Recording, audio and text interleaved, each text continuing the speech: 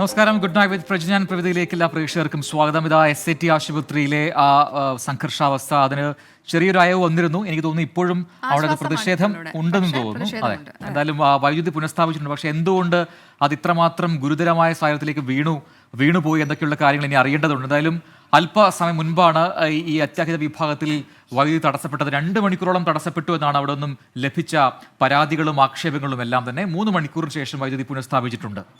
Transformer തകരാറിലായതാണ് കാരണം. സംഭവത്തിൽ ബാലാവകാശ കമ്മീഷൻ അടിയന്തര റിപ്പോർട്ട് തേടിയിട്ടുണ്ട്. കമ്മീഷൻ അംഗം സുനന്ദ ആശുപത്രി സന്ദർശിച്ച് റിപ്പോർട്ട് നൽകണം. വൈദ്യുതി തടസ്സപ്പെട്ടത് അന്വേഷിക്കുമെന്ന് ആരോഗ്യമന്ത്രി വീണ ജോർജ് വ്യക്തമാക്കിയിട്ടുണ്ട്. സാധാരണ നിലയിൽ നമുക്കിത് ഒരിക്കലും ഉണ്ടാകാത്തതാണ്. കാരണം നമ്മൾ പവർ സപ്ലൈ ഇന്ററപ്റ്റഡ് ആയാൽ ജനറേറ്റർ ഉണ്ട്. ജനറേറ്ററിലൂടെ നമുക്ക് എല്ലാ സംവിധാനങ്ങളും പ്രവർത്തിക്കാൻ കഴിയും. സാങ്കേതിക അന്വേഷണം നമുക്ക് ഇതിനകത്ത് സാങ്കേതിക അന്വേഷണമല്ലേ നടത്താൻ പറ്റുള്ളൂ. സാങ്കേതിക വിദഗ്ധരുടെ നേതൃത്വത്തിൽ സമഗ്ര അന്വേഷണം നടത്തുന്നുള്ളത്. ഷഫീദ് റാവുത്തർ വിവരങ്ങളുമായി ചേരുന്നു തത്സമയം SAT ആശുപത്രിക്ക് മുന്നിൽ നിന്നും. ഷഫീദ്, നിലവിലവിടെ ഈ പ്രശ്നങ്ങൾ പരിഹരിച്ചിട്ടുണ്ട്. ഈ അത്യാഹിത വിഭാഗത്തിലടക്കം ഇപ്പോൾ വൈദ്യുതി വന്നു കഴിഞ്ഞു. അതിന്റെ ആശ്വാസത്തിൽ അവിടെ ബന്ധുക്കളും ഒപ്പം തന്നെ കൂട്ടിരിപ്പുകാരൊക്കെ ഉണ്ട്. പക്ഷെ അപ്പോഴും മറുഭാഗത്ത് അവിടെ BJP ഒക്കെ പ്രതിഷേധവുമായി രംഗത്ത് വരുന്നു നമ്മൾ കാണുന്നു. ഇപ്പോഴും അവിടെ പ്രതിഷേധം ഇവിടെ ഉണ്ടോ? ഇപ്പോഴത്തെ ആവശ്യം എന്താണ്?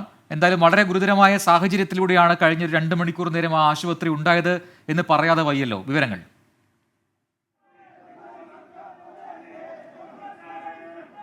പ്രജ്ഞൻ പ്രവിധ, ഇക്കാര്യത്തിൽ സംസ്ഥാന സർക്കാരിനെ സംബന്ധിച്ച്, ആരോഗ്യവകുപ്പിനെ സംബന്ധിച്ച്, സംസ്ഥാനത്തിന്റെ ആരോഗ്യ സംവിധാനങ്ങളെ സംബന്ധിച്ച് സമാനതകളില്ലാത്തൊരു വീഴ്ചയുണ്ടായി എന്നുള്ള കാര്യത്തിൽ ഒരു തർക്കവുമില്ല. കാരണം കഴിഞ്ഞ 3 മണിക്കൂർ തിരുവനന്തപുരം നഗരത്തിലെ, തലസ്ഥാന ജില്ലയിലെ, സംസ്ഥാനത്തെ ഏറ്റവും പ്രധാനപ്പെട്ട ഒരു ആശുപത്രിയിലെ ഏറ്റവും പ്രധാനപ്പെട്ട ഒരു ബ്ലോക്കിൽ വൈദ്യുതി തടസ്സമുണ്ടായി, ഒരു ആശുപത്രിയിൽ വൈദ്യുതി തടസ്സമുണ്ടായി എന്നുള്ള കാര്യം അത് വളരെ പ്രധാനപ്പെട്ട ഗൗരവമുള്ള, ഒരുപക്ഷെ ആവർത്തിക്കാൻ പാടില്ലാത്ത ഒരു കാര്യമാണ് ഏറ്റവും പ്രധാനപ്പെട്ട കാര്യം. വൈകിട്ട് 7 മണിയോടുകൂടി പവർ സപ്ലൈ ബ്രേക്കായി എന്നുള്ളതാണ് നമുക്ക് മനസ്സിലാക്കാൻ കഴിയുന്ന കാര്യം. അതിൽ നമുക്കിപ്പോൾ കിട്ടുന്ന സാങ്കേതികമായിട്ടുള്ളൊരു വിവരം അനുസരിച്ച് ഒരു ഇൻഡോർ ട്രാൻസ്ഫോമർ, അതായത് പുറത്തു നിന്ന് KSEBയുടെ വൈദ്യുതി അതൊരു ഇൻഡോർ ട്രാൻസ്ഫോമറിലേക്ക് വരികയും ആ ഇൻഡോർ ട്രാൻസ്ഫോമർ വഴി ആശുപത്രി പ്രവർത്തിക്കുകയും ആശുപത്രിയിൽ വൈദ്യുതി സംവിധാനങ്ങൾ പ്രവർത്തിക്കുകയും ചെയ്തതാണ് രീതി. എന്നാൽ ഈ ഇൻഡോർ ട്രാൻസ്ഫോമർ തകരാറിലായിരുന്നു എന്നുള്ളതാണ് ഈ വൈദ്യുതി പ്രതിസന്ധിക്ക് കാരണമായി ഇപ്പോൾ നമുക്ക് ചൂണ്ടിക്കാണിക്കാൻ കഴിയുന്നത്, അല്ലെങ്കിൽ പ്രാഥമികമായി നമുക്ക് ലഭിക്കുന്ന വിവരം. അതിൽ തന്നെ വാക്വം സർക്യൂട്ട് ബ്രേക്കർ എന്നുള്ള ഒരു സംവിധാനത്തിന് തകരാർ സംഭവിച്ചു. കഴിഞ്ഞ 2 ദിവസമായി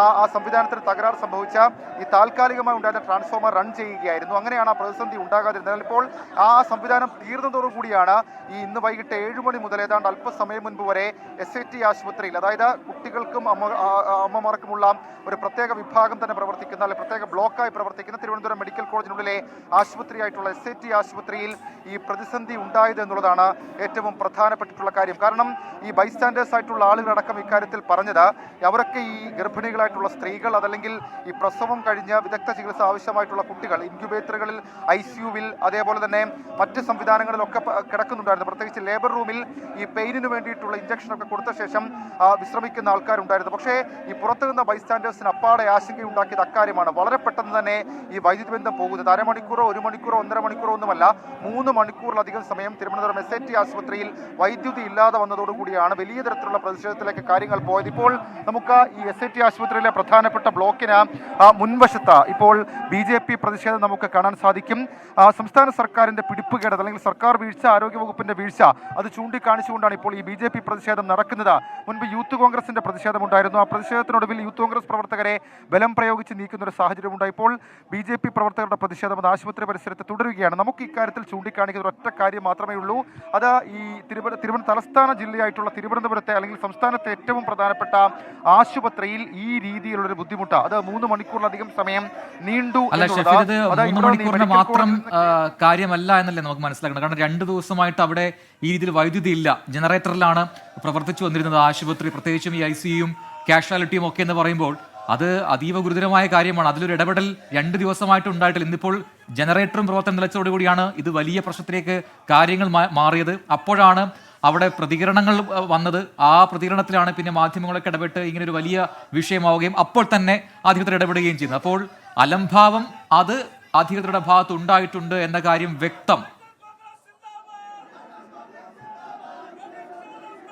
ഒരു വീഴ്ച ഉണ്ടായെന്നുള്ള കാര്യത്തിൽ തർക്കമില്ല. സാധാരണഗതിയിൽ ഈ വലിയ ആശുപത്രികൾ, സ്കൂൾ കെട്ടിടങ്ങൾ അതടക്കമുള്ള കാര്യങ്ങൾ പ്രവർത്തിക്കുന്നത് ഒരു ഇൻഡോർ ട്രാൻസ്ഫോമറുടെ സപ്പോർട്ടോടുകൂടിയാണ്. കാരണം നേരിട്ട് KSEB വൈദ്യുതി ബന്ധം കൊടുക്കുന്നതല്ല ആ രീതി. പകരം ഒരു ഇൻഡോർ ട്രാൻസ്ഫോമർ സ്ഥാപിക്കുകയും ആ ട്രാൻസ്ഫോമറിൽ നിന്ന് ആശുപത്രിയിലേക്ക് ആവശ്യമായ കറണ്ട് റിസീവ് ചെയ്യുകയും ചെയ്തു. അതിനൊരു ഇൻഡോർ ട്രാൻസ്ഫോമർക്ക് ഒരു കപ്പാസിറ്റി ഉണ്ട്. ആ കപ്പാസിറ്റിയിലാണ് കഴിഞ്ഞ 2 ദിവസമായി എന്നാണ് നമുക്കിപ്പോൾ പ്രാഥമികമായി അറിയാൻ കഴിയുന്നത്. അക്കാര്യത്തിൽ ഈ മെഡിക്കൽ കോളേജ് സൂപ്രണ്ടന്റാണ് ഇക്കാര്യത്തിൽ നമുക്കുള്ള വിശദീകരണം നൽകേണ്ടത്, അല്ലെങ്കിൽ ഒരു വിശദമായ വിശദീകരണം നൽകേണ്ടത്. ഏതായാലും ആ രീതിയിലുള്ളൊരു പ്രതിസന്ധി ഉണ്ടായി. അതിനുശേഷം ഇന്ന് വളരെ പെട്ടെന്ന് ഇക്കാര്യത്തിൽ ഒരു തടസ്സം നേരിട്ടു. നിരവധി ബൈസ്റ്റാൻഡേഴ്സ് ഉൾപ്പെടെയുള്ള ആളുകൾ ഈ പരിസരത്തുണ്ടായിരുന്നു, ഇവിടെ ഉണ്ടായിരുന്നു. അവരടക്കം പ്രതിഷേധത്തിലായിരുന്നു. ചേട്ടാ, ബൈസ്റ്റാൻഡർ ആണോ?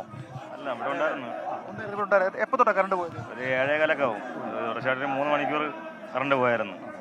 പിന്നെ മിനിറ്റിന് വേണ്ടി ഡെലിവറി ചെയ്യുന്ന ഹോസ്പിറ്റലല്ലേ, ഇത്രയും മണിക്കൂർ നിർത്തിയിടുമ്പോൾ ആരായാലും ഒന്ന് പേടിച്ചു പോകും. നമുക്ക് അതുകൊണ്ട് നമ്മളെ കുട്ടികളോട് ഇവിടെ ഉണ്ട്.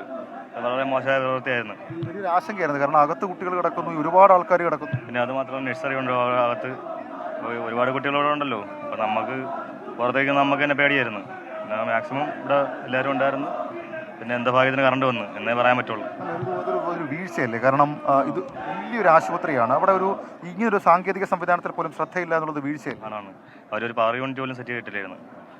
എന്തോ ഒരു ഭാഗ്യത്തിന് കറണ്ട് വന്ന് എത്തിപ്പെട്ട് 3 മണിക്കൂർ കഷ്ടപ്പെട്ട് നന്നായിട്ടല്ലേ? ഇവിടെ എല്ലാവരും പേടിച്ചിരിക്കുക, നമ്മളെല്ലാവരും ഉണ്ടായിരുന്നു. ഇതാണ് ഇക്കാര്യത്തിലെ ഒരു വളരെ ജെനുവിനായിട്ടുള്ള ഒരു പ്രതികരണം. അതിൽ ഒരു കാര്യം കൂടി എടുത്തു പറയേണ്ടത്, ഈ വളരെ സാധാരണക്കാരായിട്ടുള്ള ആളുകളാണ് ഈ ആശുപത്രിയിലേക്ക് വിദഗ്ധ ചികിത്സ തേടി എത്തേണ്ടി വരുന്നത്. ഈ തിരുവനന്തപുരം ജില്ലയെ സംബന്ധിച്ച് തൈക്കാട് അമ്മയും കുഞ്ഞുങ്ങളുടെ ആശുപത്രി ഉണ്ട്. അവിടെ ഈ നോർമൽ ഡെലിവറി കേസുകളൊക്കെ അവിടെ നടക്കും. ഏതെങ്കിലും തരത്തിൽ വിദഗ്ധ ചികിത്സ വേണം, അതല്ലെങ്കിൽ ഏതെങ്കിലും ഒരു ഇഷ്യൂ ഉള്ള സിസേറിയനൊക്കെ പ്രധാനപ്പെട്ട ആവശ്യമായി മാറുകയും അങ്ങനെ വരുന്ന ആളുകളാണ് ഈ SHLൊക്കെ. അതുപോലത്തെ ചികിത്സ വേണ്ട ആളുകൾ എത്തുന്ന ആശുപത്രിയാണ്. നിലവിൽ നമ്മൾക്ക് ലഭ്യമാകുന്ന വിവരം അനുസരിച്ച് ആർക്കെങ്കിലും ബുദ്ധിമുട്ട് അനുഭവപ്പെട്ടിട്ടുണ്ടോ ഈ പേഷ്യൻസിന്? പ്രത്യേകിച്ച് ഈ അത്യാഹിത വിഭാഗത്തിലൊക്കെ ചികിത്സ തേടിയിട്ടുള്ളവർക്ക് ഏതെങ്കിലും തരത്തിലുള്ള ബുദ്ധിമുട്ട് അനുഭവപ്പെട്ടതായിട്ടുള്ള റിപ്പോർട്ടുണ്ടോ? അതൊരു വളരെ പ്രധാനപ്പെട്ട ഒരു ചോദ്യമാണ്. കാരണം അതിൽ നമുക്ക് ചൂണ്ടിക്കാണിക്കാനുള്ള ഒരു കാര്യം, ഈ അകത്തുള്ള ആളുകൾ, അത് ലേബർ റൂമിലാണെങ്കിൽ കൂടി അല്ലെങ്കിൽ ICUവിലാണെങ്കിൽ കൂടിയൊക്കെ അകത്തുള്ള ആൾക്കാർക്ക് ഇതുവരെ പുറത്തേക്ക് കമ്മ്യൂണിക്കേറ്റ് ചെയ്യാൻ ഒരു കമ്മ്യൂണിക്കേഷൻ നടത്താൻ കഴിഞ്ഞിട്ടില്ല. ഈ പുറത്തു നിന്ന് ബൈസ്റ്റാൻഡേഴ്സിൻ്റെ ആശങ്ക മാത്രമാണ് നമ്മളിപ്പോൾ കണ്ടിട്ടുള്ളത്. ഇനി ഇക്കാര്യത്തിൽ ഏറ്റവും സുപ്രധാനമായിട്ടുള്ള കാര്യം, അങ്ങനെ എന്തെങ്കിലും അത്യാഹിതം സംഭവിച്ചതായി ഭാഗ്യവശാൽ നമുക്ക് ഇതുവരെയും ഒരു വിവരം ലഭിച്ചിട്ടില്ല എന്നുള്ളത് ഒരു പ്രധാനപ്പെട്ട കാര്യമാണ്. ഇപ്പോൾ ഈ അമ്മൂമ്മയടക്കമുള്ള ആളുകൾ, നമ്മൾ അല്പസമയം മുൻപ് സംസാരിച്ചിരുന്നു, അമ്മൂമ്മയടക്കമുള്ള ആളുകൾ ഇവിടെയുണ്ട്. അവരൊക്കെ മണിക്കൂറുകളായി ഇവിടെ കാത്തിരിക്കുകയാണ്. അവർ അമ്മൂമ്മയുടെ ചെറുമകളാണെന്ന് തോന്നുന്നു ഇവിടെ ഉള്ളത്. അമ്മ ഒരൊറ്റ കാര്യമേ നമ്മൾ ഈ ചെറുമകളുമായിട്ട് സംസാരിക്കാൻ പറ്റിയായിരുന്നു? ഇല്ല, ലേബറിലാണ്ട് പോയില്ല. അവർ പോയി സംസാരിച്ചോ? കുഴപ്പമൊന്നുമില്ലല്ലോ. ഇത് ഒരു ആശ്വാസകരമായ കാര്യമാണ്. നമുക്ക് നിലവിൽ ഇപ്പോൾ അങ്ങനത്തെ വിവരങ്ങളൊന്നും ഇതുവരെയും പുറത്തേക്ക് വന്നിട്ടില്ല. അത് അങ്ങനെ തന്നെ പോകട്ടെ.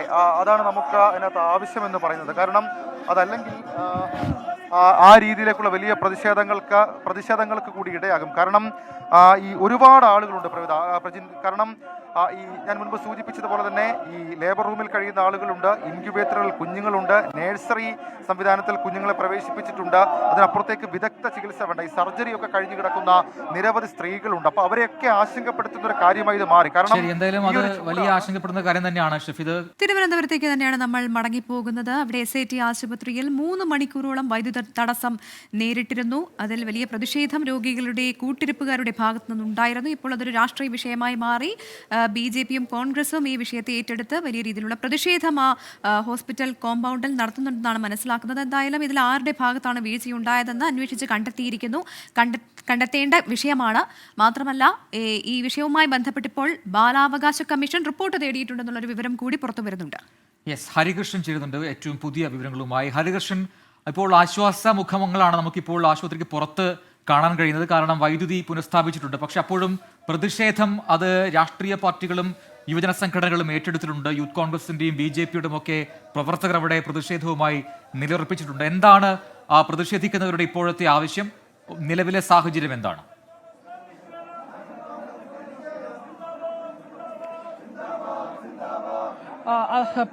പ്രവിത, ഇവിടെ കഴിഞ്ഞ 3 മണിക്കൂറുകളായി വൈദ്യുതി ഇല്ല എന്ന് പറയുന്നത് ഒരു പ്രശ്നം തന്നെയാണ്. ആ പ്രശ്നത്തിൽ തന്നെയാണ് ഇപ്പോഴും പ്രതിഷേധിക്കുന്നത്. അതായത് ഇത് വലിയ വീഴ്ചയാണ്. ആ വീഴ്ച പരിഹരിക്കാൻ, അതായത് താൽക്കാലികമായ ഒരു പരിഹാരമല്ല, അതിനപ്പുറത്തേക്ക് സമഗ്രമായി ഇത് പരിഹരിക്കാൻ അവർക്ക് കഴിഞ്ഞിട്ടില്ല എന്നുള്ളത് തന്നെയാണ്. ഈ കോൺഗ്രസിന്റെ പ്രവർത്തകർ അതേപോലെ തന്നെ BJPയുടെ പ്രവർത്തകരും ഈ ആശുപത്രി പരിസരത്ത് നിന്ന് പ്രതിഷേധിക്കുന്നുണ്ട് എന്നുള്ളതാണ്. ഇതിൽ എന്താണ് ഇവരുടെ ഒരു പ്രശ്നം, അല്ലെങ്കിൽ ഈ പ്രശ്നങ്ങൾ സാങ്കേതികത്വം പറഞ്ഞ് ഒഴിഞ്ഞു മാറാൻ കഴിയുന്ന ഒരു വിഷയമല്ല, അത് സമഗ്രമായി പരിഹരിക്കേണ്ടതാണ് എന്നുള്ളതാണ്. നേരത്തെ ഡെപ്യൂട്ടി മേയറുടെ അടക്കം പ്രതികരണം നമ്മൾ കണ്ടതാണ്.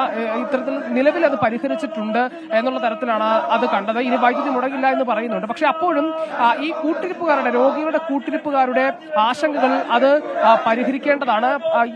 അങ്ങനത്തെ വിഷയങ്ങളൊക്കെ പരിഹരിക്കപ്പെടേണ്ടതാണ് എന്നുള്ളതാണ്. അതിൽ ഇപ്പോഴും ആശങ്ക നിലനിൽക്കുന്നുണ്ട്. ഇനിയും ഈ വൈദ്യുതി ബന്ധം അതേപോലെ തകരാറിലായാൽ എന്ത് ചെയ്യും, എന്താണ് നടപടി സ്വീകരിക്കുക എന്നുള്ള തരത്തിലുള്ള കാര്യങ്ങളൊക്കെ ഉണ്ട്. അതുകൂടി ചേർത്തായിരിക്കും ഇപ്പോൾ ഇവിടെ പ്രതിഷേധം നടക്കുന്നത് എന്നുള്ളതാണ്. കോൺഗ്രസ് പ്രവർത്തകരും BJP പ്രവർത്തകരും ഇവിടെ പ്രതിഷേധിക്കുന്നുണ്ട് എന്നുള്ളതാണ്. ഇത് വലിയ വീഴ്ചയല്ലേ ഇവിടെ സംഭവിച്ചിട്ടുള്ളത്? 3 മണിക്കൂറായി വലിയ വീഴ്ചയാണ്. നാം ഇന്ന് വളരെ ശക്തമായ സമരവുമായി പ്രതിഷേധവുമായി ഇവിടെ എത്തിച്ചേർന്നിരിക്കുന്നത്. ഈ പ്രതിഷേധത്തിന്റെ അടിസ്ഥാനമായ കാര്യം, കഴിഞ്ഞ 3-4 മണിക്കൂറുകളുമായി ഈ ആശുപത്രി ഞെട്ടിക്കുന്ന ഒരു സംഭവമാണ് ഉണ്ടായിരിക്കുന്നത്.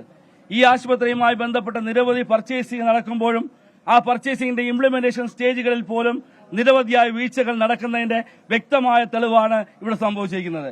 ഈ സംഭവം ആ രീതിയിൽ ഇത് രാഷ്ട്രീയ വിഷയമായി ഉയർത്തിക്കൊണ്ടുവരികയാണ് പ്രതിപക്ഷ പാർട്ടികൾ. BJPയും കോൺഗ്രസും അവിടെ പ്രതിഷേധവുമായി രംഗത്തുണ്ട്. എന്തായാലും നിലവിലെ സാഹചര്യം നോക്കുകയാണെങ്കിൽ അവിടെ വൈദ്യുതി പുനഃസ്ഥാപിച്ചതിന്റെ ആശ്വാസത്തിലാണ് കൂട്ടിരിപ്പുകാരും, ഒപ്പം തന്നെ അവിടെയുള്ള ഗർഭിണികളുടെയും ഒപ്പം കുഞ്ഞുങ്ങളുടെയും ഒക്കെ ബന്ധുക്കളും മറ്റുള്ളവരും ഒക്കെ. അവിടെ ഇപ്പോൾ നമുക്ക് ആ ദൃശ്യങ്ങൾ തന്നെ അത് വ്യക്തവുമാണ്. ആശ്വാസത്തോടെ അവിടെ പുറത്ത് കാത്തിരിക്കുന്നുണ്ട്. അത് ജനറേറ്ററിനുണ്ടായ തകരാറാണെന്നതാണ് മനസ്സിലാക്കുന്നത്. കൂടുതൽ വിവരങ്ങൾ വരും മണിക്കൂറുകളിൽ ലഭ്യമാകും. എന്താണ് സംഭവിച്ചതെന്ന കൃത്യമായ വിശദീകരണം അത് സർക്കാരിന്റെ ഭാഗത്തു നിന്നാണെങ്കിലും ആശുപത്രി അധികൃതരുടെ ഭാഗത്തു നിന്നായാലും ഉടൻ തന്നെ ഉണ്ടാകുമെന്നും നമ്മൾ പ്രതീക്ഷിക്കുകയാണ്. ഒരു ഹാപ്പനിങ് ഇവന്റ് ആയതുകൊണ്ട്, ഒരു ന്യൂസ് ആയതുകൊണ്ടാണ് നമ്മൾ വളരെ പെട്ടെന്ന് തന്നെ ഗുഡ് നൈറ്റ് ഷോയുടെ പതിവ് ഫോർമാറ്റൊക്കെ മാറ്റി വെച്ചുകൊണ്ട് നേരെ ആ വാർത്തയിലേക്ക് തന്നെ കയറിയത്. അപ്പോൾ എന്തായാലും ഇപ്പോൾ ഒരു ആശ്വാസമായതുകൊണ്ട് നമുക്ക് അടുത്ത വാർത്തകളിലേക്ക് പോകാൻ തോന്നുന്നു. വളരെ പ്രധാനപ്പെട്ട വാർത്ത, ഒരുപക്ഷെ ഇന്നത്തെ ഏറ്റവും പ്രധാനപ്പെട്ട വാർത്ത എന്തെന്ന് ചോദിച്ചു കഴിഞ്ഞാൽ അതെനിക്ക് തോന്നുന്നൊരു ചരിത്രം തന്നെയാണ്. കാരണം ഒരു പാർട്ടിയുടെയും ആളല്ലാത്ത ഒരാൾ സ്വതന്ത്രനായി ജയിച്ച, അല്ലെങ്കിൽ പാർട്ടിയുടെ തണലിൽ വന്ന് സ്വതന്ത്രനായി ജയിച്ച ഒരാൾ PV അൻവർ നടത്തിയ ഒരു രാഷ്ട്രീയ വിശദീകരണ യോഗം, ആ രീതിയിൽ ഒരുപാട് പേര് നേരിട്ട് കാണുന്ന കാഴ്ച കണ്ടു. അത് 2 മണിക്കൂർ പിന്നിട്ട് പോകുന്ന കാഴ്ച നമ്മൾ കണ്ടു. നേതാവാണ് രാഷ്ട്രീയ വിശദീകരണം നടത്തിയത്. അതെ, അത് കാരണം അത്രമാത്രം രാഷ്ട്രീയ പ്രസക്തിയുള്ള കാര്യങ്ങൾ അൻവർ പറയും എന്നുള്ളത് കൊണ്ട് തന്നെയാണ് അതിന് ഇത്രമാത്രം വാർത്താ പ്രാധാന്യം ലഭിച്ചതും. അതിന് വിശദാംശങ്ങളിലേക്കാണ് നമ്മൾ ഇനി പോകുന്നത്.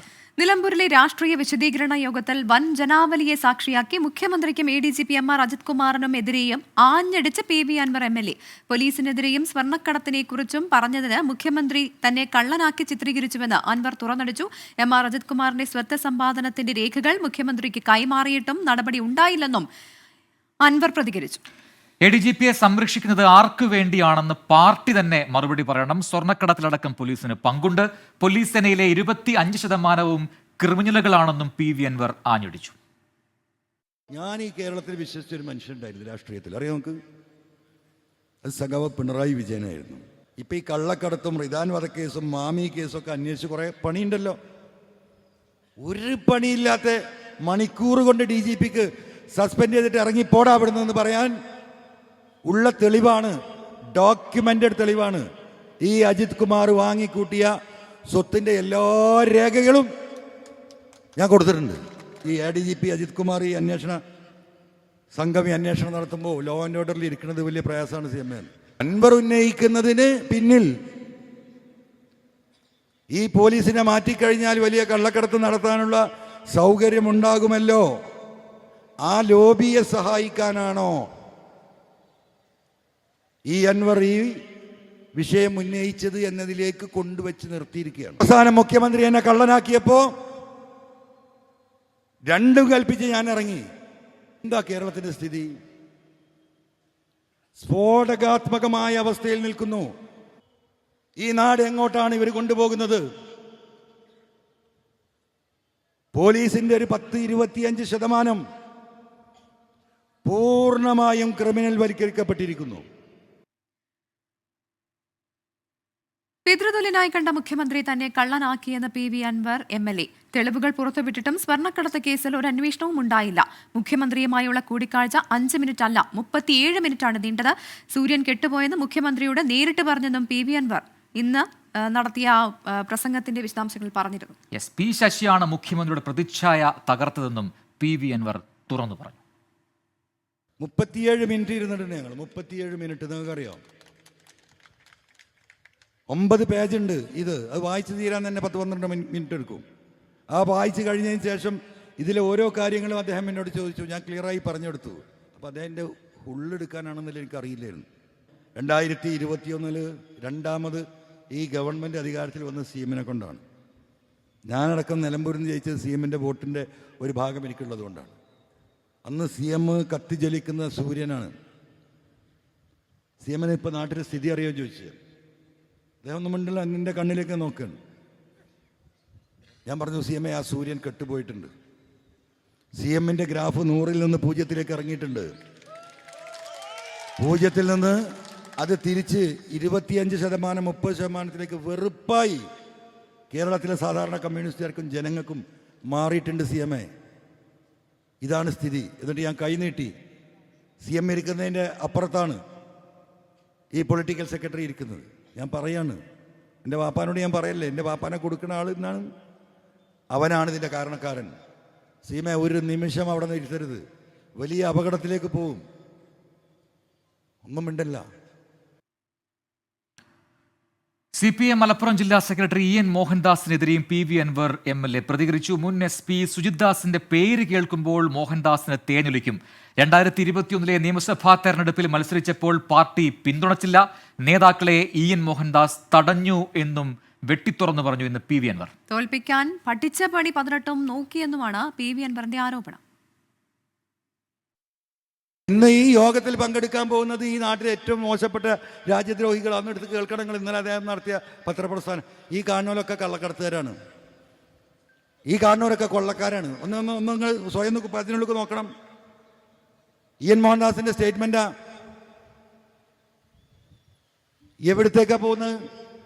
സുജിത് ദാസിന്റെ പേര് ഇങ്ങനെ പറയുമ്പോഴേക്കും ഇങ്ങനെ എന്താ അറിയോ, തേനൊലിക്കുക. ആരെ? മോഹൻദാസിന്റെ.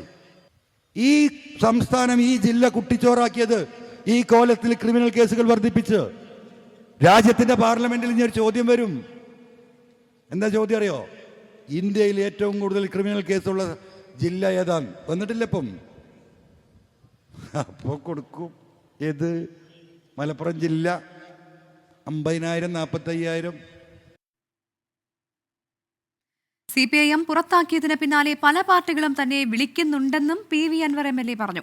ഞാനായിട്ട് ഒരു പാർട്ടിയും ഉണ്ടാക്കില്ല. കേരളത്തിലെ ജനങ്ങൾ ചേർന്ന് പാർട്ടി ഉണ്ടാക്കിയാൽ താൻ ഉണ്ടാകുമെന്നും PV അൻവർ പ്രതികരിച്ചു. ചാപ്പയടിച്ച് തന്നെ വർഗീയവാദിയാക്കാൻ കഴിയില്ല എന്നും PV അൻവർ കൂട്ടിച്ചേർത്തു. എക്സസിന് പുറത്ത് കോൺഗ്രസിലും ലീഗിലും അല്ലാത്ത പാർട്ടിയിലൊക്കെ ആളുണ്ടല്ലോ. ഓലൊക്കെ വിളിക്കുന്നുണ്ട്. നിങ്ങൾ പോരണേ പോരി, ഞങ്ങൾ സ്വീകരിച്ചോളാം. അമ്മ പറഞ്ഞാടെ നിൽക്കട്ടെ, ഞാൻ ജനങ്ങളോടൊന്ന് ചോദിക്കട്ടെ, ജനങ്ങളോട് പറയാനില്ലെന്ന് പറഞ്ഞു കഴിയട്ടെ. അപ്പം നിങ്ങൾ വേറെ പാർട്ടി ഉണ്ടാക്കുമോ? ചോദ്യമാണ്. ഞാൻ പറഞ്ഞു ജനങ്ങളോട് ചോദിക്കട്ടെ. ഞാനൊരു പാർട്ടി ഉണ്ടാക്കുന്നില്ല. പക്ഷേ കേരളത്തിലെ ജനം ഒന്നായിട്ടൊരു പാർട്ടിയായി മാറിയാൽ ആ കൂട്ടത്തിൽ ഞാനുണ്ടാവും എന്ന് പറഞ്ഞു. അൻവറിനെ അങ്ങനെ വർഗീയവാദിയാക്കാൻ 4 ആള് ചാപ്പ കുത്താൻ നടന്നാൽ അത് നടക്കൂല. വിപിൻ C വിജയൻ ചേരുന്നുണ്ട് കൂടുതൽ വിവരങ്ങളുമായി നിലമ്പൂരിൽ നിന്നും. വിപിൻ, ഈ മണിക്കൂറുകളോളം വാർത്താ സമ്മേളനം നടത്തി മുഖ്യമന്ത്രിക്കെതിരെയും പൊളിറ്റിക്കൽ സെക്രട്ടറിക്കെതിരെയും പോലീസിനെതിരെയും ആഭ്യന്തര വകുപ്പിനെതിരെയും ഒക്കെ ആരോപണം ഉന്നയിക്കുന്ന വെളിപ്പെടുത്തൽ നടത്തുന്ന അൻവർ നമ്മൾ കണ്ടിരുന്നു. പക്ഷേ ഇന്നിപ്പോൾ ഒരു രാഷ്ട്രീയ വിശദീകരണ യോഗം നടത്തി ജനങ്ങൾക്കിടയിലേക്ക് ഇറങ്ങിച്ചെന്ന് നടത്തിയ പ്രസംഗം, അതിലെ വിമർശനങ്ങൾ, പ്രതികരണങ്ങൾ എല്ലാം തന്നെ ഏറെ രാഷ്ട്രീയ പ്രസക്തിയുള്ളതാണ്. അപ്പോഴും മുഖ്യമന്ത്രിക്കെതിരെയും ഒപ്പം ആഭ്യന്തര വകുപ്പിനെതിരെയും പോലീസിനെതിരെയും ഒക്കെ ആഞ്ഞടിക്കുന്ന അൻവറിനെ കണ്ടു. പക്ഷേ ഒരു പുതിയ പാർട്ടി താനായി ഉണ്ടാക്കില്ല എന്നുകൂടി അൻവർ പറയുന്നുണ്ടെങ്കിൽ അടുത്ത ദിവസങ്ങളിലൊക്കെ തന്നെ ഞാൻ നടന്ന് സംസാരിക്കും എന്നുകൂടി അൻവർ സൂചിപ്പിക്കുന്നുണ്ടായിരുന്നല്ലോ. എന്തൊക്കെ കാര്യങ്ങൾ സംസാരിച്ചു? അതിലെ പ്രസക്ത ഭാഗങ്ങൾ എന്തൊക്കെയായിരുന്നു? സജിൻ, ഇന്നത്തെ ഈ പൊതുസമ്മേളനത്തിൽ ഏറ്റവും കൂടുതൽ ഉറ്റുനോക്കിയിരുന്നത് CPM പ്രവർത്തകർ, അനുഭാവികൾ എത്രത്തോളം ഈ പരിപാടിയിലേക്ക് വരും, അവരുടെ ഒരു പങ്കാളിത്തം, പരസ്യമായിട്ടുള്ള ഒരു പിന്തുണ എത്രത്തോളം അർപ്പിക്കുമെന്നുള്ളതായിരുന്നു. എന്നാൽ CPM പ്രവർത്തകർ തന്നെ എത്തി, പ്രാദേശിക സ്ഥാനത്തിരിക്കുന്ന ആളുകൾ തന്നെ ഈ പരിപാടിക്ക് എത്തിയിട്ടുണ്ട്. മുസ്ലിം ലീഗിന്റെയും കോൺഗ്രസിന്റെയും പ്രവർത്തകർ എത്തിയിട്ടുണ്ട്. ഇങ്ങനെ നമ്മൾ അവരോടൊക്കെ സംസാരിച്ചപ്പോൾ തന്നെ അൻവർ എന്ന വ്യക്തിക്കല്ല, പക്ഷേ അൻവർ ഇവിടെ ഉന്നയിച്ചിട്ടുള്ള പല ചോദ്യങ്ങളും വളരെ പ്രസക്തമാണ്. അതിൽ പാർട്ടി എന്ത് നിലപാടെടുത്തു എന്നുള്ളത് ഈ പറയാതെ അൻവറിനെതിരെ പുറത്താക്കുന്ന ഒരു നടപടിയിലേക്ക് പോയത് എന്തുകൊണ്ടാണ് എന്നുള്ളതാണ്. അതുകൊണ്ട് MLAക്ക് പറയാനുള്ളത് എന്താണെന്ന് കേൾക്കാൻ വേണ്ടിയാണ് വന്നിരിക്കുന്നത് എന്നുള്ളതാണ് ഈ സഖാക്കളായിട്ടുള്ള ആളുകൾ പോലും പങ്കുവച്ചത്. അങ്ങനെ പല ഭാഗങ്ങളിൽ നിന്ന്, മലപ്പുറത്ത് നിന്ന് മാത്രമല്ല, കോഴിക്കോട് നിന്ന്, തൃശ്ശൂരിൽ നിന്ന്, എറണാകുളത്ത് നിന്ന് ഒക്കെ ഈ പരിപാടിയിലേക്ക് ആളുകൾ എത്തിയിരുന്നു. അതുകൊണ്ട് തന്നെ അതൊരു വലിയ ജനാവലിയായി, വൻ ജനപങ്കാളിത്തം ഉണ്ടായി. ഒരു പക്ഷേ അൻവറും കൂട്ടരും കരുതിയതിനേക്കാൾ മുകളിലേക്ക് അത് പോയി എന്നുള്ളത് നിസ്സംശയം പറയാൻ സാധിക്കും. അത് മലപ്പുറം ജില്ലയിൽ മാത്രം ഒതുങ്ങില്ല എന്നുള്ളത് കൊണ്ട് തന്നെ. പിന്നീടുള്ളത്, ഇപ്പോൾ ആദ്യം മുതൽ തന്നെ മുഖ്യമന്ത്രിക്കെതിരെ, ADGPക്കെതിരെ RSS ബന്ധം ഒക്കെ പറഞ്ഞുകൊണ്ടിരിക്കുന്നുണ്ട്. ഇതെല്ലാം തന്നെ ഇന്ന് ആവർത്തിക്കുകയാണ്, കുറച്ചുകൂടി കടുപ്പിക്കുകയാണ് പ്രധാനമായും ഇന്ന് PV അൻവർ ചെയ്തത്. ADGPയെ എന്തുകൊണ്ടാണ് മാറ്റാത്തത്, ADGPയെ എന്തിനെ സംരക്ഷിക്കണം, അതേ കാര്യം തന്നെ CPI ചോദിക്കുന്നുണ്ടല്ലോ. അപ്പോൾ അൻവർ ചോദിക്കുന്നത് മാത്രമാണോ നിങ്ങളുടെ പ്രശ്നം എന്നുള്ളതാണ് PV അൻവർ ഇന്ന് പ്രധാനമായും ചോദിച്ചത്. ഒപ്പം തന്നെ ഒരു പാർട്ടിയിലേക്ക് താൻ പോകുന്നില്ല, എന്നാൽ ജനങ്ങളെല്ലാം കൂടി ഒരു പാർട്ടി ആയി കഴിഞ്ഞാൽ അതിൽ താൻ ഉണ്ടാകും. അത് 2 വട്ടമാണ് PV അൻവർ ആവർത്തിച്ച് ജനങ്ങളോട് ചോദിച്ചത്, നിങ്ങൾ എന്റെ ഒപ്പം ഉണ്ടാകില്ലേ എന്നുള്ളത്. അതായത് ഏകദേശം ഒരു രാഷ്ട്രീയ പാർട്ടി എന്ന നിലയിലേക്ക് തന്നെയാണ് PV അൻവർ ഇപ്പോൾ മുന്നോട്ട് പോയിക്കൊണ്ടിരിക്കുന്നത്. അതിന് ജനങ്ങളുടെ പിന്തുണ എത്രത്തോളം ഉണ്ട് എന്നുള്ളത് അദ്ദേഹം മനസ്സിലാക്കുകയാണ്. ഇതിന്റെ ഭാഗമായിട്ട് തന്നെ ആയിരിക്കാം ഇനി മലപ്പുറം ജില്ലയിൽ ഏകദേശം 11 മണ്ഡലങ്ങളിൽ ഇതുപോലുള്ള വിശദീകരണ യോഗങ്ങൾ വരും ദിവസങ്ങളിൽ നടത്തുന്നുണ്ട്. അവിടുത്തെ ഒരു ജനപങ്കാളിത്തം, അവരുടെ ഒരു പിന്തുണ, അതനുസരിച്ചിട്ടായിരിക്കും അദ്ദേഹത്തിന്റെ അടുത്ത നീക്കം ഉണ്ടാവുക. നാളെ ഇതേ സമയത്ത് തന്നെ 6:30 തന്നെ മാമി വധക്കേസിലെ പോലീസിന്റെ പങ്ക്, പോലീസിന്റെ നിഷ്ക്രിയത്വം, ഇത് ചൂണ്ടിക്കാട്ടിക്കൊണ്ടുള്ള പൊതുസമ്മേളനം കോഴിക്കോട് മുതലക്കുളത്തും PV അൻവർ നടത്തുന്നുണ്ട്. ഇന്നത്തെ ഈ ഒരു പൊതുസമ്മേളനം PV അൻവറിനെ സംബന്ധിച്ച് ആത്മവിശ്വാസം കൂട്ടുന്നത് തന്നെയാണ്. പ്രജിത്ത്. ശരി, വിപിൻ C. വിജയനാണ് നിലമ്പൂരിൽ നിന്ന് കൂടുതൽ വിവരങ്ങൾ നൽകിയത്. PV അൻവറിനെ സംബന്ധിച്ചത് അദ്ദേഹത്തിന്റെ ആത്മവിശ്വാസം കൂട്ടുന്നതാണ് ഇപ്പോൾ വിപിൻ പറഞ്ഞതനുസരിച്ചാണെങ്കിൽ. എന്തായാലും അദ്ദേഹം പ്രതീക്ഷിച്ചതിലും അധികം ആളുകൾ ഇവിടേക്ക് എത്തിച്ചേർന്നിട്ടുണ്ടെന്നുള്ള കാര്യത്തിൽ യാതൊരു സംശയവുമില്ല. അപ്പൊ എന്താണ് ഇപ്പോൾ CPM എങ്ങനെ ഇതിനെ കാണുന്നു? ഇന്നത്തെ ഈ രാഷ്ട്രീയ വിശദീകരണ യോഗത്തിൽ ഇന്ന് പറഞ്ഞ കാര്യങ്ങളെയും അവിടെ തടിച്ചുകൂടിയ ആൾക്കാരെയും അതിൽ പാർട്ടി വിട്ട് പുറത്തിറങ്ങിയ നേതാക്കളുണ്ടായിരുന്നു. അപ്പം ഈ പ്രവർത്തകരുണ്ടോ എന്നൊക്കെ കൃത്യമായി അവിടുത്തെ പ്രാദേശിക നേതൃത്വം അത് കൃത്യമായി തന്നെ നോട്ടീസ് ചെയ്തിട്ടുണ്ട്. അപ്പോൾ അതിൽ എന്താണ് ഇനി CPM എടുക്കുന്ന നിലപാട്, CPM അതിനോട് എങ്ങനെ പ്രതികരിക്കുന്നു? അവരുടെ രാഷ്ട്രീയ വിശദീകരണ യോഗം വരാൻ പോകുന്നുണ്ട്. അപ്പോൾ അതിലൊക്കെ ഇനിയും പ്രതികരണങ്ങൾ ഉണ്ടാകും, നടന്ന് പ്രസംഗിക്കുമെന്നാണ് PV അൻവർ പറഞ്ഞിരിക്കുന്നത്. അപ്പോൾ കുറെ നാളുകൾ എന്തായാലും PV അൻവറും ഇനി പാർട്ടിയും തമ്മിലുള്ള ഈ പറയുന്ന ആശയ യുദ്ധവും അല്ലെങ്കിൽ അതല്ലാതെയുള്ള തുറന്നു പറച്ചിലുകളൊക്കെ നമ്മൾക്ക് കാണേണ്ടി വരും എന്നാണ് മനസ്സിലാക്കാൻ കഴിയുന്നത്. ഇനി ഇന്നത്തെ മറ്റൊരു സങ്കട വാർത്തയിലേക്കാണ്. കഴിഞ്ഞ ദിവസം വന്ന വാർത്തയുടെ തുടർ വാർത്തയാണ്. കൂത്തുപറമ്പ് സമരനായകൻ പുഷ്പന് വിട നൽകിയിരിക്കുകയാണ് ജന്മനാട്. കോഴിക്കോട് നിന്ന് കണ്ണൂരിലേക്ക് വിലാപയാത്രയിൽ ആയിരങ്ങൾ അന്ത്യാഞ്ജലി അർപ്പിച്ചു. CPIM മേനപ്ര ബ്രാഞ്ച് കമ്മിറ്റി ഓഫീസിന് സമീപം പുഷ്പന് വേണ്ടി പാർട്ടി വില കൊടുത്തു വാങ്ങിയ സ്ഥലത്തായിരുന്നു സംസ്കാരം. സഹന വിപ്ലവ നായകൻ പുഷ്പൻ അഗ്നിനാമ്പുകൾ ഏറ്റുവാങ്ങിക്കഴിഞ്ഞു. ഇന്ത്യയിലെ എന്നല്ല ലോകത്തിലെ യുവജന സമര ചരിത്രത്തിലെ എക്കാലത്തെയും തിളങ്ങുന്ന അധ്യായമാണ് പുഷ്പൻ എന്നുറപ്പ്. രാഷ്ട്രീയ ചരിത്രത്തിലെ ഒരധ്യായമാണ് ഇവിടെ അവസാനിക്കുന്നത്.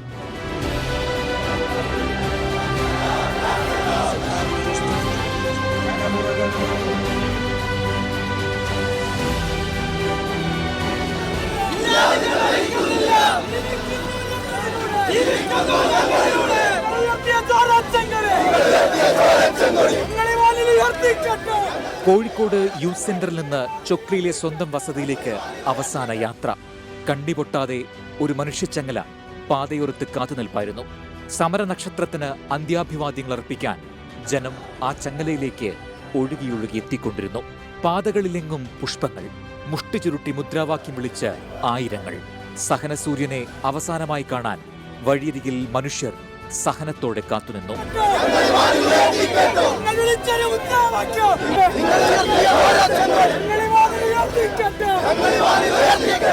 മുൻകൂട്ടി നിശ്ചയിച്ചിരുന്ന സമയത്തേക്കാൾ ഏറെ വൈകിയിരുന്നു വിലാപയാത്ര കടന്നുപോകാൻ. ആദ്യം എലത്തൂരിലേക്ക്, പിന്നീട് പൂക്കാടേക്ക്, പയ്യോളിയും വടകരയും നാദാപുരവും കടന്ന് തലശ്ശേരിയിലേക്ക്.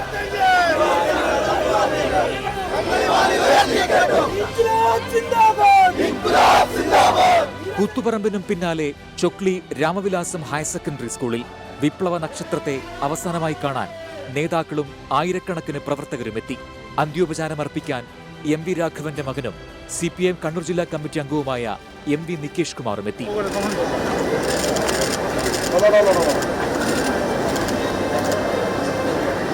മേനപ്രം പുതുക്കുടിയിലെ വീട്ടിൽ സംസ്കാരം.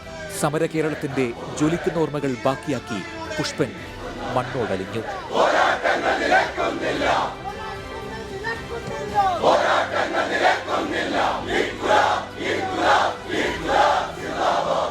വെടിയുണ്ടയ്ക്കും തോൽപ്പിക്കാൻ കഴിയാതിരുന്ന സഖാവ് പുഷ്പൻ ഇനി ജ്വലിക്കുന്ന ഓർമ്മ നക്ഷത്രം. മിഥുൻ ചാത്തോത്തിനൊപ്പം സജോ ദേവസ്യാം, 24 കണ്ണൂർ. അങ്ങനെ പുഷ്പൻ ഓർമ്മയാവുകയാണ്. പ്രത്യേകിച്ചും ഈ കണ്ണൂരിലേക്ക് പാർട്ടി പ്രവർത്തകരുടെയും, അതിപ്പോൾ DYFI ആണെങ്കിലും CPM ആണെങ്കിലും SFI ആണെങ്കിലും ഒക്കെ ആ പ്രവർത്തകർക്കിടയിൽ പുഷ്പൻ എന്നും ഒരു വികാരമായിരുന്നു. ഈ ജീവിക്കുന്ന രക്തസാക്ഷിയും അപ്പോൾ കൂത്തുപറമ്പ് സംഭവവും ഒക്കെ അത് മുദ്രാവാക്യങ്ങളിൽ ഇങ്ങനെ എല്ലായിടങ്ങളിലും ഈ പ്രതിഷേധവും സമരമൊക്കെ നടക്കുമ്പോൾ ഏറ്റവും ആദ്യം വിളിക്കുന്ന പേരുകളിൽ ഒന്ന് പുഷ്പൻ്റെതായിരുന്നു. അങ്ങനെ മുദ്രാവാക്യങ്ങളിലൂടെ ജീവിച്ചിരുന്നു ഇത്രയും നാൾ പുഷ്പൻ. ഇനിയും ഈ പുഷ്പൻ എന്താണ് പറയുക, ഭൗതികമായി ഇവിടെ ഇല്ലെങ്കിൽ കൂടി മുദ്രാവാക്യങ്ങളിലൂടെ ഇനിയും കുറേ നാളുകൾ നമ്മുടെ പാർട്ടി പ്രവർത്തകരുടെയൊക്കെ മനസ്സിലുണ്ടാവും. ആ വീര്യം, പോരാട്ട വീര്യം എന്നും ആ രീതിയിൽ തന്നെ അവർ കാത്തു സൂക്ഷിക്കുകയും ചെയ്യുമെന്ന് നമുക്ക് പ്രതീക്ഷിക്കാം. ഒരുപാട് കമന്റുകളുണ്ട്. ആ കമന്റുകളിൽ ഏറിയ പങ്കും രാഷ്ട്രീയമാണ്, രാഷ്ട്രീയപരമായിട്ടുള്ള കമന്റ്സ് ആണ്. പിന്നെ തിരുവനന്തപുരത്തെ ആ പ്രശ്നത്തെ ചൂണ്ടിക്കാണിക്കുന്ന നിരവധി പ്രേക്ഷകരുണ്ട്. ആരിഫ് AP കളത്തൂർ പറഞ്ഞു കമന്റ് വായിക്കുന്നില്ല. കമന്റ് വായിക്കാതിരിക്കാനുള്ള കാരണമാണ് ഇപ്പോൾ പറഞ്ഞത്. 2 വാർത്തകൾ വന്നുകൊണ്ടാണ്. അതെ, കണ്ടോളൻസൻസ് പുഷ്പൻ എന്ന് പറയുന്നുണ്ട് അബ്ദുൽ ഹമീദ്. പറഞ്ഞൊരു ഒരു കാര്യമാണ്, അനീതിയും അഴിമതിയും കൊടികുത്തി വാഴുമ്പോൾ സമരം ചെയ്യാൻ എല്ലാവർക്കും അവകാശമുണ്ട്. പക്ഷേ സാധാരണക്കാരായ ജനങ്ങളെ ബുദ്ധിമുട്ടിച്ചുകൊണ്ടാകരുത് ഒരു പ്രതിഷേധവും സമരവും. ഒരുപാട് പേരുടെ പ്രതീക്ഷകൾ ഒലിച്ചു പോകും എന്നൊരു കാര്യം ഓർമ്മിപ്പിക്കുകയാണ് Arif AP Kalathur. That's very nice. Shaheena good night president എന്ന് പറഞ്ഞിട്ട് പോയെന്ന് തോന്നുന്നു. പോകരുത് കാത്തിരിക്കും. നേരത്തെ പാട്ടില്ലേ എന്നൊക്കെ ചോദിക്കുന്നുണ്ടായിരുന്നു. നേരെ ആ വാർത്തയിലേക്ക് കയറിയതുകൊണ്ടാണ് പ്രേക്ഷകർ അങ്ങനെ ചോദിച്ചത്. ഒരു കാര്യം പറയാം, പാട്ടുണ്ട്. ആ പാട്ട് ഏതാണെന്ന് പ്രെഡിക്റ്റ് ചെയ്യാൻ പറ്റുമോ? അങ്ങനെയാണെങ്കിൽ അത് കമന്റ് ചെയ്യൂ. ഒരു ക്ലൂ കൊടുക്കാം.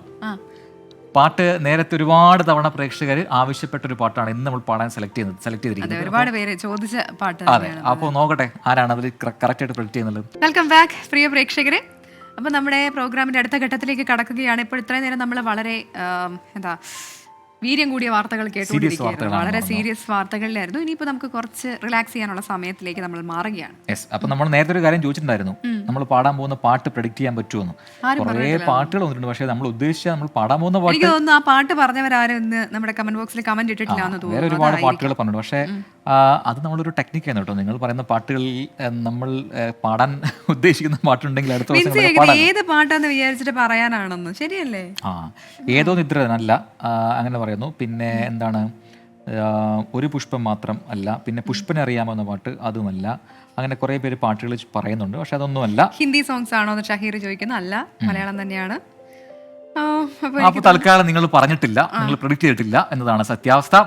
അപ്പൊ നമുക്ക് അടുത്ത റിപ്പോർട്ടിലേക്ക് പോവാം. പ്രവിത, കൊടൈക്കനാൽ പോയിട്ടുണ്ടോ? കൊടൈക്കനാൽ പോയിട്ടില്ല, ഊട്ടി പോയിട്ടുണ്ട്. നന്നായിട്ട് അഭിനയിച്ചിട്ടുണ്ട് കേട്ടോ. ഞാൻ പോയിട്ടില്ല. അപ്പം പ്രേക്ഷകരിൽ എനിക്ക് തോന്നുന്നു ബഹുഭൂരിപക്ഷം ആൾക്കാരും ഈ കൊടൈക്കനാലിലേക്ക് പോയിട്ടുള്ള ആൾക്കാരായിരിക്കും. നിങ്ങളുടെ അഭിപ്രായങ്ങളൊക്കെ രേഖപ്പെടുത്തും. എന്തായാലും കൊടൈക്കനാലിലേക്ക് പോകാൻ തയ്യാറെടുക്കുന്നവർക്ക് ഒരു സന്തോഷ വാർത്തയുമായിട്ടാണ് നമ്മൾ ഇന്ന് എത്തിയിരിക്കുന്നത്. നിങ്ങളെ കാത്ത് അവിടെ ഒരു അപൂർവ കാഴ്ചയുണ്ട് ഇപ്പോൾ. അത് മറ്റൊന്നുമല്ല, ചെറി ബ്ലോസം. കാലാവസ്ഥാ മാറ്റത്തിന്റെ ആദ്യ സൂചനയാണ് ഈ ചെറി ബ്ലോസത്തിന്റെ വരവെന്നൊക്കെ പലരും പറയാറുണ്ട്. പക്ഷേ എന്നാലും കൊടൈക്കനാലിനെ സംബന്ധിച്ചത് ഭയങ്കര ഭംഗിയുള്ള ഒരു കാഴ്ചയാണ്. അതിങ്ങനെ പൂത്ത് നിൽക്കുകയാണ് ചെറി മരങ്ങൾ എന്നാണ് ചിലർ പറയുന്നത്. അത് ഭയങ്കര ഭംഗിയാണ്. ഞാൻ നേരിട്ട് പോയി കണ്ടിട്ടില്ല. അപ്പോൾ നമുക്ക് ഈ വിഷ്വലിൽ നമുക്കത് അതിൻ്റെ ഭംഗി ആസ്വദിക്കാം. യെസ്.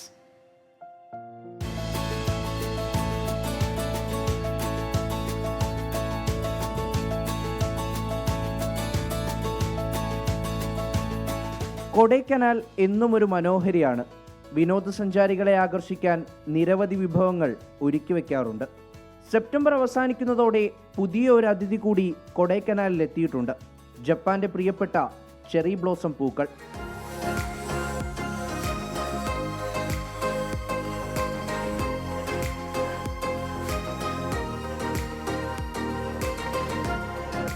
ചെറിപ്പഴമുണ്ടാകുന്ന മരവും ചെറി ബ്ലോസവും രണ്ടാണ്. 2 ആഴ്ചയോളം മാത്രമാണ് ചെറി ബ്ലോസം പൂക്കളുടെ ആയുസ്.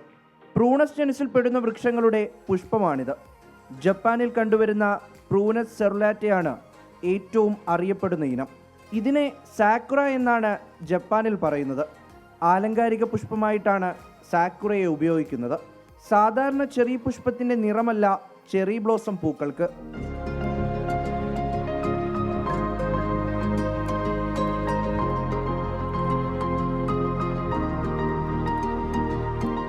ഇന്ത്യയിൽ ഹിമാലയത്തിലും വടക്കുകിഴക്കൻ സംസ്ഥാനങ്ങളിലുമാണ് സാധാരണ ചെറി ബ്ലോസം കാണപ്പെടാറുള്ളത്. എന്തായാലും അടുത്ത 2 ആഴ്ച കൊടൈക്കനാലിലെത്തുന്നവർക്ക് ഈ ദൃശ്യഭംഗി ആസ്വദിക്കാം. 24 ചെന്നൈ. നല്ല ഭംഗിയുള്ള കാഴ്ചയാണ്. അപ്പോൾ കൊടൈക്കനാലിലേക്ക് പോകാൻ സാധിക്കുന്നവരൊക്കെ അവിടെ പോയി കാഴ്ച നേരിട്ട് കാണുക. നമ്മൾ പാട്ടിന്റെ കാര്യം ചോദിച്ചപ്പോൾ സായുജ് പറഞ്ഞു പൂവേ പൂവേ താഴം പോയി. അതേത് പാട്ടാ? അതൊരു പുതിയ പാട്ടാണെന്ന് എനിക്ക് തോന്നുന്നത്. അപ്പൊ അതിന് തൊട്ട് താഴെ റീന പറയുന്നുണ്ട്, പ്രജീവ് രവി പൂവേ പൂവേ പാലപ്പൂവയാണോ എന്ന് ചോദിക്കുന്നു. അല്ല, നന്ദു ഭാർഗവ തങ്കം പറഞ്ഞു ഇനിയും ഒരു ക്ലൂ താടോ മാഷേ. ഞാൻ ക്ലൂ കൊടുക്കാം. മമ്മൂട്ടിയുടെ സിനിമ ഇത് കൊടുക്കുന്നെങ്കിൽ എപ്പം എനിക്കും ക്ലൂ കൊടുക്കണം. അതുകൂടെ പറഞ്ഞപ്പോ ആൾക്കാർക്ക് മനസ്സിലാവും. ശോഭനയാണ് നായിക. ഇപ്പൊ മനസ്സിലായിട്ടുണ്ടാവും. ശോഭന മാത്രമല്ല നായിക, അങ്ങനെ കൊടുക്കണം. ശോഭന മാത്രമല്ല നായിക, വേറൊരു നായിക കൂടി. അപ്പൊ പെട്ടെന്ന് പോരട്ടെ. So simple. അതിനു മുമ്പ് അടുത്തൊരു പോസിറ്റീവ് സ്റ്റോറി പ്രേക്ഷകരിലേക്ക് എത്തിക്കുകയാണ്. കൃഷിയൊക്കെ പ്രേക്ഷകർക്ക് ഇഷ്ടമുള്ള ഒരു മേഖലയാണെന്നാണ് എനിക്ക് തോന്നുന്നത്. കാരണം ഇപ്പോൾ നമ്മൾ വിഷമില്ലാത്ത പ്രേക്ഷകർക്ക് മാത്രമാണോ? പ്രതിക്ക് ഇഷ്ടമാണോ? ഞാൻ അങ്ങനെ കൃഷിയോട് വലിയ താല്പര്യമില്ല ആളല്ല.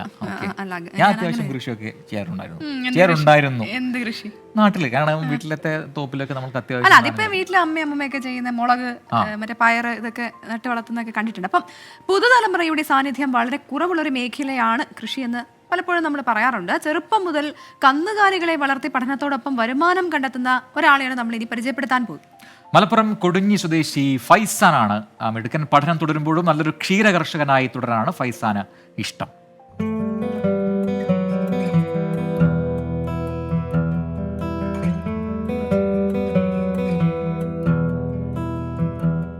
പത്താം വയസ്സിലാണ് ഒരു ആടിനെ വേണമെന്ന് ആദ്യമായി ഫൈസാൻ വീട്ടുകാരോട് പറഞ്ഞത്. പക്ഷേ വീട്ടുകാർ ആദ്യം അത് കാര്യമായി എടുത്തില്ല. സ്ഥിരമായി ഫൈസാൻ ഈ ആഗ്രഹം പറഞ്ഞതോടെ വീട്ടുകാരും ബന്ധുക്കളും നൽകിയ പണം ഉപയോഗിച്ച് ആദ്യം 2 ആടിനെ വാങ്ങിയാണ് തുടക്കം. ഇന്നിപ്പോൾ ആടുകൾ, പശുക്കൾ, കോഴികൾ, താറാവുകൾ അങ്ങനെ എല്ലാം ഉണ്ട്.